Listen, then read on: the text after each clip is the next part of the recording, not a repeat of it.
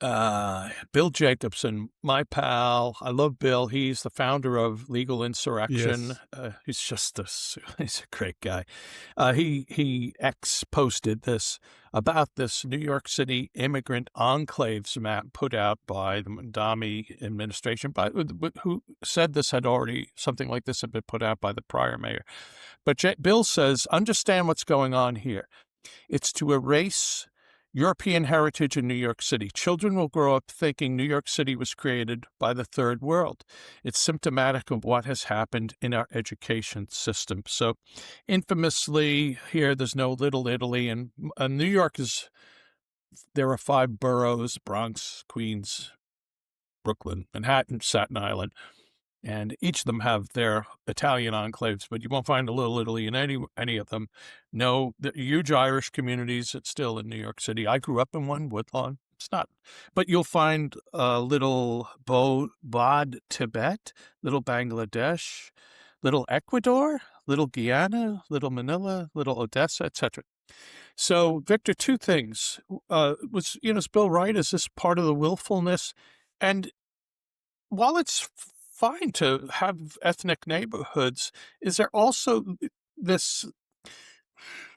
Is this anti-e pluribus unum in some way? Your thoughts? Yeah, oh, it is. But you got to remember that this guy, Mamdani, is not a modest person. Most people would think that it was a fluke that he got elected to the greatest city in the world. But that's not how he thinks. He thinks this is a stepping stone to much wider things. And so he is talking globalist all the time. He weighs in on global issues, on Israel, the Palestinians, Iran. Mamdani, is going to arrest Netanyahu when he steps foot in New York. And in this globalist, he wants to get on record that his city is just a conglomeration of all these different nations in the world, with one asterisk, and that is immigration really in his world didn't really start until 1965, and European immigration, thanks to Teddy Kennedy, and immigration from the former British Commonwealth, like New Zealand, Australia, etc., ended. And we took people from what we used to call, and I don't know if it's a dirty word or not, the former third world. And so he thinks the world was started then, and that when he talks about immigrants, he doesn't mean the hardworking Italians. He does not mean the hardworking Jews. He doesn't mean the hardworking Irish, all who came in enormous numbers, and all were very poor, and they built the country. He thinks only the people, when he says immigrants built this country, that's kind of a racist thing, what he says, because he's only talking about people who are non-European. That's what he means. And this latest 1965, this country was here basically with black people, about 10% of the population, about 85% of the population white, and about 5% Asian and 5% Hispanic for most of its history, until about 1970, 65, 70. And so he's wiping all of those people out, and he's just saying that people like himself, the Indian diaspora, the South American diaspora, the African, these are the real immigrants that build America. That's what he means, and he wants to. He's an Orwellian figure. He really does want to use language and communication to wipe out large areas of knowledge, and he thinks that by making maps like this map could have come right out of 1984. It doesn't exist, everybody. There is no Jewish community. There is no Italian community. There is no Irish. Oh, you objected? Oh, I must have forgotten. I'm sorry. That's how he operates.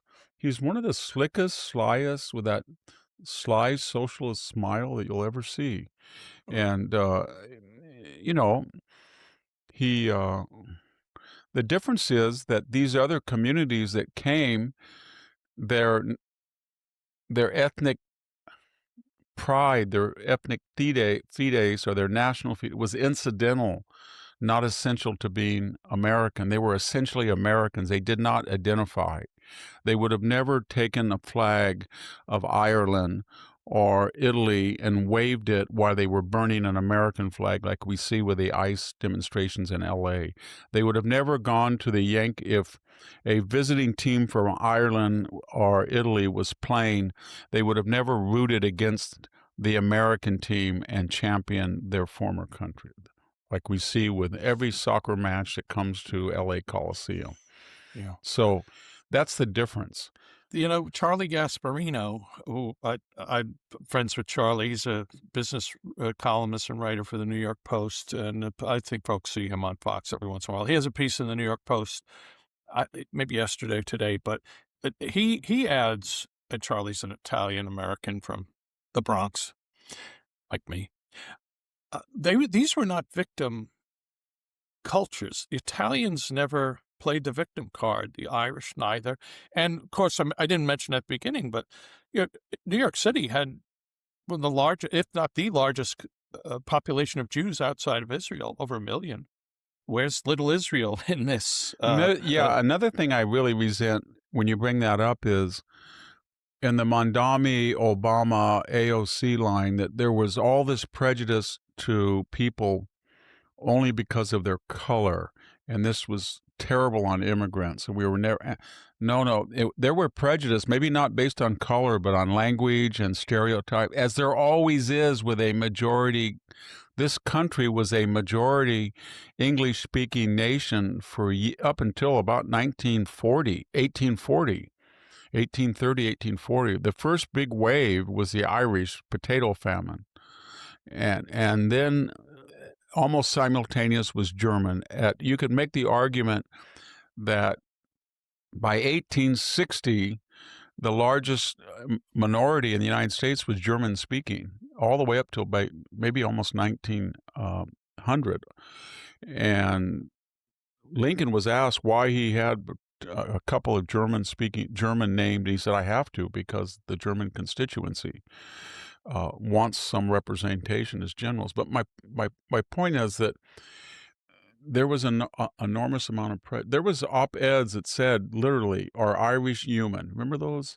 Because they were small and they had supposedly, like I have, monkey eyes or weird shaped heads, and they were tiny people, and there was a lot. And then you know it better than I do. The presidential, we're against Rome Revolution and Roman and Romanism and rebellion. Yeah. Yes, and that was that we let in all these people who are Catholic, and they're anarchists, and they're drunks.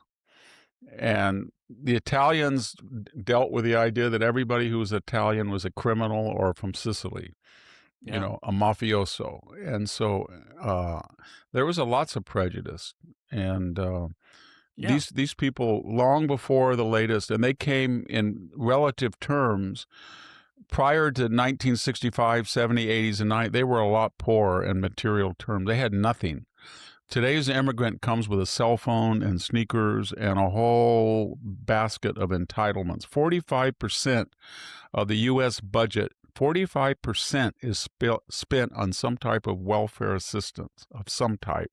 There was none of that then. None. So I think we have to remember that this was built by immigrants, but it's not just Mamdani's map immigrants.